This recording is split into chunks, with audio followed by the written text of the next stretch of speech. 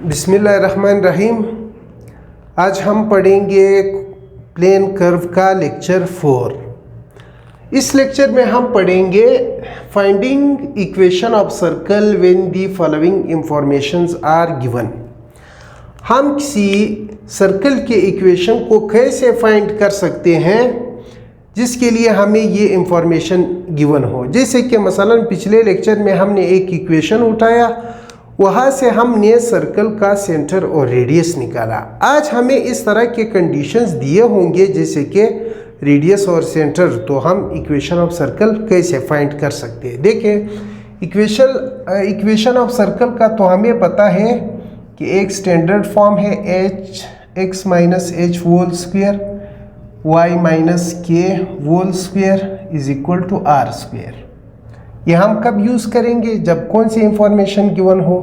और एक है general equation of circle, x square plus y square plus 2gx plus 2fy plus c is equal to 0। यानी इस equation के लिए क्या रिक्वायर है ताकि हमें इक्वेशन ऑफ सर्कल मिले, और इसके लिए क्या रिक्वायरमेंट्स है।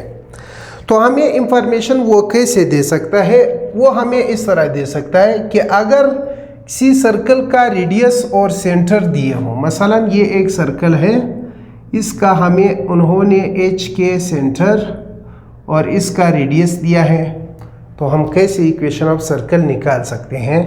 ये है अगर हमें 3 नॉन कोलिनियर पॉइंट्स दिए हैं, मसलन ए बी और सी, ये हमें 3 पॉइंट्स दिए हैं, तो तब हम इक्वेशन ऑफ सर्कल कैसे मालूम कर सकते हैं। फिर यह है कि अगर हमें किसी सर्कल के इक्वेशन के लिए 2 पॉइंट्स दिए हो और एक इस तरह का लाइन दिया हो जो के सेंटर से गुजर रहा हो। Equation of circle through 2 points and centre at a given line. देखिए इक्वेशन ऑफ सर्कल ये कैसे मालूम किया जा सकता है कि अगर सेंटर ऑफ सर्कल यानी -g -f जो है वो एक लाइन पर हो और इसके साथ साथ हमें 2 और पॉइंट्स भी दिए हो, और ये चौथा पॉइंट्स जो है ये क्या है, passes, equation of circle passes through 2 points and given tangent at one of these point. मसलन एक सर्कल का इक्वेशन हमने फाइंड करना है जिसके लिए हमें 2 पॉइंट्स गिवन है और एक टेंजेंट लाइन भी गिवन है जो इन दोनों में से एक पॉइंट से पास हो रहा है। तो इस केस में हम इक्वेशन ऑफ सर्कल कैसे मालूम करेंगे। तीसरा केस ये है कि equation of circle passes through 2 points and given any tangent. वो इस तरह नहीं है कि वो टेंजेंट इन्हीं 2 में से एक से पास हो रहा हो। ये केस फिर इस तरह है कि अगर आपको 2 पॉइंट्स दिए हैं और एक टेंजेंट लाइन दिया है जो इस सर्कल से पास हो रहा है, तो इस केस में हमने इस सर्कल का इक्वेशन कैसे मालूम करना है। तो देखिए हम इनमें से बारी बारी हर एक के लिए एक एक इक्वेशन उठाएंगे, एक एक क्वेश्चन उठाते हैं और इसको सॉल्व करेंगे, ठीक है। इसके लिए मतलब इन दोनों को एक लेक्चर में रिकॉर्ड करेंगे, फिर इनमें से हर एक को एक एक लेक्चर में रिकॉर्ड करेंगे, तो पूरा एक एक क्वेश्चन है। ये पहला पॉइंट है, हमें सर्कल का सेंटर और रेडियस दिया है और हमने मालूम करना है इक्वेशन ऑफ सर्कल। तो ये देखिए इसके लिए हम ये स्टैंडर्ड फॉर्म यूज़ करेंगे, as standard equation of circle is क्या है, x माइनस एच। h की जगह पर हम क्या लगाएंगे, -3 होल का स्क्वायर, y माइनस के की जगह हम 1 लगाएंगे होल स्क्वायर, और r की जगह हम 2 लगाएंगे। अब इसको थोड़ा सा सिंप्लीफाई करेंगे, ये x प्लस 3 होल स्क्वायर और ये है y minus 1 whole square is equal to r की जगह हम 2 लगाएंगे, 2 का स्क्वायर।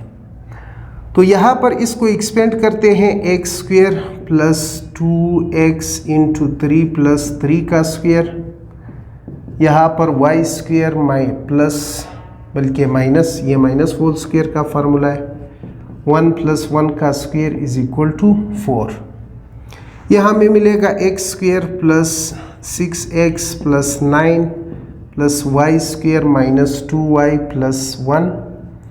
4 को इस तरफ शिफ्ट करेंगे, यह हमें मिलेगा -4। ये x square plus y square plus 6x minus 2y, 9 और 1 ये 10 से 4 निकालेंगे तो ये 6 इज इक्वल टू 0। तो ये है वो इक्वेशन ऑफ सर्कल जिसका सेंटर और रेडियस ये है। अब हम पॉइंट 2 पढ़ेंगे। अगर हमें 3 नॉन कोलिनियर पॉइंट्स दिए हो तो हमने फिर इक्वेशन ऑफ सर्कल कैसे मालूम करना है। ये केस 2 है। केस 2 में हमें 3 नॉन कोलिनियर पॉइंट्स दिए होंगे तो इससे पास होने वाला सर्कल हम कैसे मालूम कर सकते हैं। इसके लिए अब हम general equation of circle use करेंगे। ये है जनरल इक्वेशन। इस जनरल इक्वेशन के लिए हमें 3 वेरिएबल्स चाहिए, जी, एफ और सी। इनकी वैल्यूज़ हम मालूम करेंगे और इधर पुट करेंगे तो हमें सर्कल का इक्वेशन मिलेगा। अब हम जानते हैं कि सर्कल का ये इक्वेशन जो है, यानी ये सर्कल जो है इन 3 पॉइंट से क्या हो रहा है, पास हो रहा है। तो हम इन तीनों पॉइंट्स को इस जनरल इक्वेशन ऑफ सर्कल में पुट करेंगे। Putting these 3 point in 1, putting in 1। अच्छा, तो पहले 1 लगाते हैं। ये हमें मिला 1 स्क्वायर प्लस 1 स्क्वायर, ये देखिए एक्स भी 1 है और वाई भी 1 है, प्लस 2g एक्स की जगह 1, 2f वाई की जगह 1, प्लस c जो है वो मालूम नहीं है, हमने जस्ट पॉइंट पुट किया।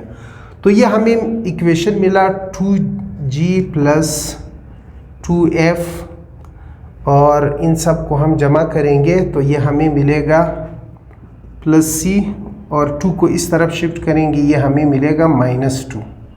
इसको हम इक्वेशन नंबर 1 का नाम देते हैं। अब हम इस दूसरे पॉइंट को पुट करेंगे, x की जगह 2, y की जगह -1, 2gx की जगह 2, 2f y की जगह -1 plus c is equal to 0। ये 4 और ये +1, तो ये हमें मिलेगा 5 को हम उधर शिफ्ट करेंगे, ये हमें मिला 4g minus 2f plus c is equal to -5। इसे हम देंगे इक्वेशन नंबर 3 का नाम। अब इस पॉइंट को पुट करते हैं, 3 स्क्वायर प्लस -2 का square plus 2g3 plus 2f -2 plus c is equal to 0। ये 9 और ये 4, ये हमें मिला 13 को हम उधर शिफ्ट करेंगे, ये हमें मिला 6g minus 4f plus c is equal to -13। इसे हम इक्वेशन 4 का नाम देते हैं। अब ये देखें, इन 3 वेरिएबल्स के लिए g, f और c के लिए जो है हमने इन 3 वेरिएबल्स को इन 3 इक्वेशन से निकालना है। तो ये हम मुख्तलिफ मेथड से कर सकते हैं। हम एलिमिनेशन मेथड से भी कर सकते हैं, क्रेमर रूल से भी कर सकते हैं, मैट्रिक्स इन्वर्जन मेथड से भी कर सकते हैं, एचेलन फॉर्म, रिड्यूस एचेलन फॉर्म, वो सारे फॉर्म हैं। तो एलिमिनेशन मेथड यूज़ करेंगे। इसके लिए एलिमिनेशन मेथड हम क्या करेंगे, इन 2 इक्वेशंस को हम ऐड करेंगे तो f कैंसिल होगा, ठीक है, या फिर इन 2 इक्वेशन को सब्ट्रैक्ट करेंगे ताकि c कैंसिल हो जाए। आप लिखे सब्ट्रैक्टिंग 1, 2 एंड 3। इन 2 इक्वेशंस को सब्ट्रैक्ट करने से हमें क्या मिलेगा, ज़रा देखें। ये 4 को 2 से निकालने पर हमें मिलेगा -2g, और इसको जब हम इसे सब्ट्रैक्ट करेंगे तो ये साइन तो चेंज करना पड़ेगा, ये हमें मिलेगा +4f, और c जो c से सब्ट्रैक्ट होगी ये 0 बन जाएगा, और ये -5 को हम माइनस करेंगे 2 से तो ये हमें +3 मिलेगा। इसे हम इक्वेशन 6 का नाम देते हैं, ठीक। अब हम इन 2 इक्वेशंस को कुछ इस तरह हल करेंगे ताकि c से भी रिमूव हो जाए। अब हम फिर इन दोनों इक्वेशंस को सब्ट्रैक्ट करेंगे। चलो चलते हैं। इन दो इक्वेशंस को सब्ट्रैक्ट करने से। 6 को 4 से निकालने पर हमें -2g मिलेगा। इसको हम यहाँ से सब्ट्रैक्ट करेंगे तो देखो ये साइन चेंज करना पड़ेगा, ये हमें +2f मिलेगा। c से 0। 13 को 5 से निकालने पर हमें मिलेगा +8। इसे हम इक्वेशन 7 का नाम देंगे। देखिए अभी हमें दो इक्वेशन मिले दो वेरिएबल्स में, इन दोनों को हमने जमा या मनफी करना है ताकि इनमें से एक वेरिएबल कैंसिल हो जाए। अब हमने इन दोनों इक्वेशंस को मज़ीद क्या करना है, सब्ट्रैक्ट करना है। सब्ट्रैक्ट इस वजह से करते हैं क्योंकि g के कोएफिशिएंट बराबर है, तो सब्ट्रैक्ट करने पर ये हमें क्या मिलेगा, प्लस माइनस और ये भी माइनस, ये हो गए कैंसिल होने से ये हमें 2f मिला और यहाँ पर हमें मिलेगा -5। तो f की हमें मिल गई वैल्यू -5/2। अब f की इस वैल्यू को हमने या तो 6 में पुट करना है या फिर 7 में, ताकि हमें g मिल जाए। तो हम क्या करेंगे, इसको पुट करेंगे, पुट इन 6 में पुट करते हैं तो ये है -2g + 4। f की जगह पर हम लगाएंगे -5/2 = 3। देखिए अब ये और ये हो गए कैंसिल, ये 2 5 -10, -2g =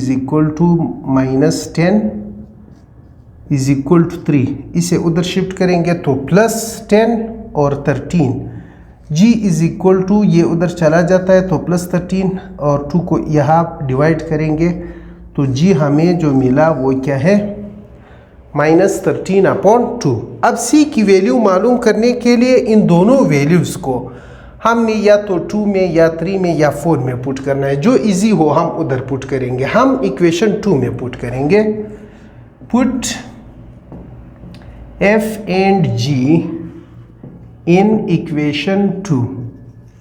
इक्वेशन 2 क्या है, 2g की जगह हम लगाएंगे -13/2 + 2f की जगह हम -5/2 लगाएंगे प्लस c = क्या है, -2।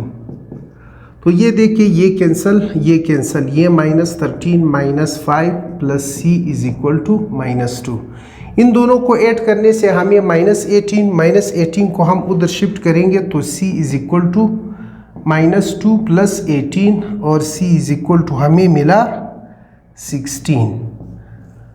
अब ये 3 वेरिएबल्स हमें मिल गए, यानी f, g और c। हमने इसको जनरल इक्वेशन ऑफ सर्कल में पुट करना है। Putting f, g and c in equation 1। देखिए x² + y² + 2, g की जगह हमने लगाना है -13/2, x + 2, f की जगह -5/2 और ये है y प्लस c की जगह हमने लगाना है 16। तो ये इक्वेशन x² + y² इन दोनों को कैंसिल करने पर -13x - 5y + 16 = 0। तो ये है वो इक्वेशन ऑफ सर्कल जो कि इन 3 नॉन कोलिनियर पॉइंट से पास हो रहा है। ठीक, अब हम नेक्स्ट लेक्चर में अगला केस पढ़ेंगे। अगर इक्वेशन ऑफ सर्कल 2 पॉइंट से पास हो रहा है और एक लाइन है जो उसके सेंटर से गुजरता है, तो उसको हम कैसे मालूम कर सकते हैं।